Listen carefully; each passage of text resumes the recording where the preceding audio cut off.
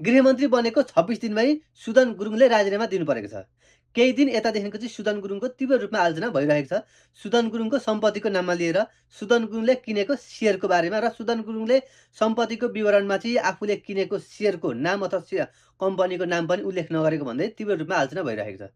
र जसरी सहकारी ठगको प्रमुख नाममा चाहिँ जीवी राईको नाम लिइन्छ भने, त्यसरी नै अहिलेको अवस्थामा बिचौलियाको प्रमुख नाम चाहिँ दीपक भट्टको अहिले चाहिँ प्रमुख नाममा आइरहेको छ। र अहिले दीपक भट्ट चाहिँ हिरासतमा छन् भने दीपक भट्टको नाममा रहेको कम्पनीको सेयर चाहिँ सुदन गुरुङले किनेको र सुदन गुरुङ र दीपक भट्टको साझेदारीमा सेयर रहेको अथवा कम्पनी रहेको भन्दै तीव्र रूपमा आलोचना भएपछि अहिले एक स्ट्याटस लेख्दै सुदन गुरुङले चाहिँ राजीनामा दिएका छन् र सुदन गुरुङले भनेका छन् कि ममाथि प्रश्न उठेपछि मैले नैतिकताको आधारमा राजीनामा दिएको हो र ममाथि चाहिँ स्वतन्त्र रूपमा छानबिन होस् भन्दै राजीनामा बुझाइसकेका छन्।